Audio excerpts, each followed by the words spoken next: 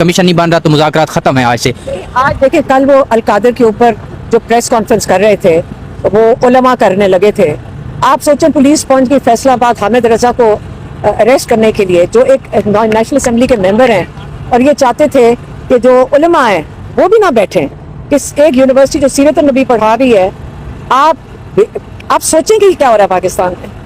आज उलमा अगर बैठ के कहेंगे कि सीरत नबी पढ़ाना एक नेकी नहीं अब रही, अब जुर्म हो गया, उसके ऊपर बात करने लगे। आप उनको कहते हैं कि आप इनको अरेस्ट कर लें। पूरी पुलिस पहुंच गई, उनको ढूंढती फिर रही थी, और वो आपकी जो मुज़ाकराती कमेटी है उसके नुमाइंदे हैं। इस वक्त आपकी मुज़ाकराती कमेटी के नुमाइंदे अगर छुपते फिर रहे हैं तो कौन से मुज़ाकरात होंगे ये? क्योंकि सारा ये ना ये सीरियस है, ना ये करना चाहते हैं मुज़ाकरात। ये इमरान खान को जेल में रखना चाहते हैं।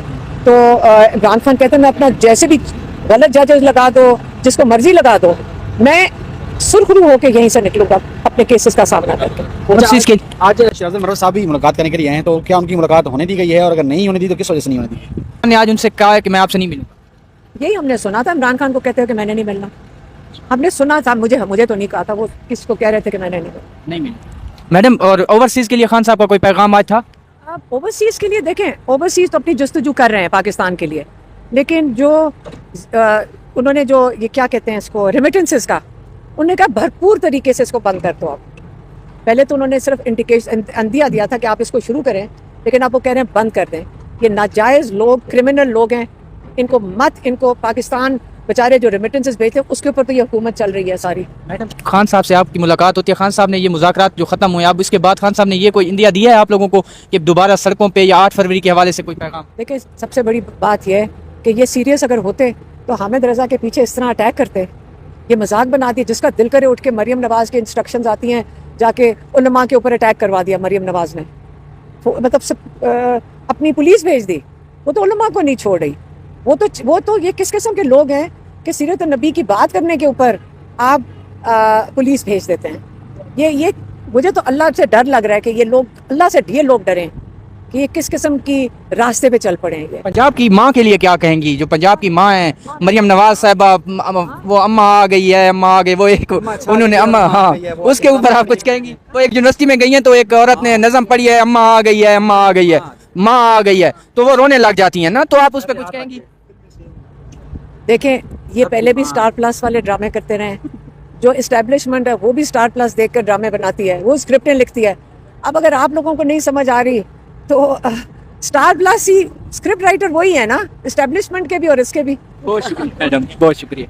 रहमान रहीम, आज सुबह हाई कोर्ट में हमारे लॉयर सलमान सफदर साहब पेश हुए थे और जज तब्दील हो गया है। पहले मियां गुल हसन सुन रहे थे और इस केस को, जो कि तोशा खाना की स्टे के लिए, क्योंकि वो कह रहे हैं कि ये गैर कानूनी केस है जो यहाँ पे सुना जा रहा है, तोशा खाना 2, और वो हाई कोर्ट गए थे ये इस केस को लेके क्या आप इसके ऊपर स्टे करें, क्योंकि इसमें सज़ा सुनाने की जल्दी है यहाँ के जज अर्जुमंद को।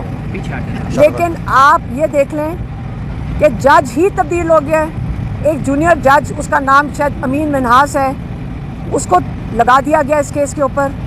और अब आपको समझ तो आ गई होगी सब लोगों को कि कैसे ख़ास चुन के जज लगाए जाते हैं, चाहे काजी फायजीसा हो जाएं, चाहे आमिर फ़ारूक की वो हो जाएं, ये सारों को लगाया जाता है। यहाँ पे जिन्होंने इमरान खान को सज़ाएं दी हैं उसका भी आपको पता है। लेकिन इस वक्त एक केस ऐसा चल रहा है तोशा खाना 2 का, जो कि वो कह रहे हैं कि गैर कानूनी है, पहले एक दफ़ा हो चुका है, इसको दोबारा आप नहीं लगा सकते। वो चाह रहे हैं कि इसके ऊपर सज़ा दी जाए। ये जज अर्जुमंद बड़ी जल्दी में कि इमरान खान को और मेरे ख्याल में 14 साल सज़ा दे दी जाए। तो ये सिलसिला जारी है, ये इमरान खान को ज़बरदस्ती जेल में रखने का सिलसिला जारी है। आपको पता है कि अलकादर यूनिवर्सिटी के लिए इमरान खान को 14 साल और बुशरा बीबी को 7 साल सज़ा सुनाई गई है। किस चीज़ के लिए? कि उन्होंने अलकादर यूनिवर्सिटी रिश्वत में मलिक रियाज से ली है, जहाँ पे बच्चे मुफ्त तालीम हासिल कर रहे हैं। इसमें बुशरा बीबी को सज़ा सुनाई गई है सहूलतकारी की, लेकिन ये नहीं उन्होंने बताया इस अपनी जजमेंट में कि बुशरा बीबी ने क्या सहूलतकारी की है। ये बताएं कि क्या सहूलतकारी किया, उनको किस चीज़ की 7 साल की सज़ा हुई है। اب انہوں نے یہ بھی بات کی, آپ کو شاید پہلے لائر بتا گئے ہوں گے کہ ملک ریاض نے کوئی ان کو بتایا, لائرز نے, کہ کوئی ٹویٹ کیا ہے, تو انہوں نے کہا کہ یہ بڑی خوشائن چیز ہے کہ ملک ریاض اس چیز پہ بات انہوں نے کی ہے, کیونکہ بات کیس تو ملک ریاض کا ہے.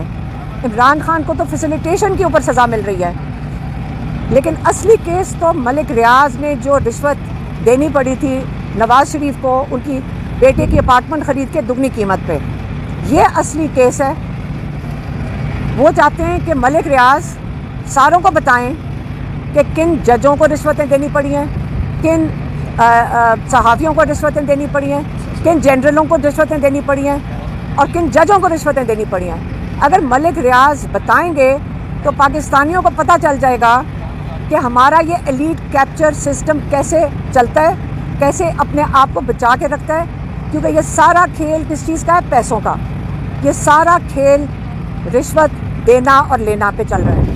تو یہ اگر اچھا ہے کہ یہ جو سسٹم اب ایکسپوز ہونے چل رہا ہے, یہ باقی جو اس کے اندر رہ گیا ہے, یہ سسٹم پورے پاکستان کو پتہ چلنا چاہیے, 24 کروڑ لوگوں کو پتہ چلنا چاہیے کہ کیسے انہوں نے آپ کو ایک قسم کا گروی رکھا ہوا ہے اس سسٹم کو چلانے کے لیے. لیکن انشاءاللہ عمران خان کہتے ہیں میں کوئی ڈیل نہیں کروں گا, بہتر ہے کہ آپ انصاف, چاہے اپنے مرضی کے ججز لگائیں, جیسے پیچھے وہ ناصر جاوید کو لگایا تھا جس کے اوپر خود مشکوک کیسز تھے.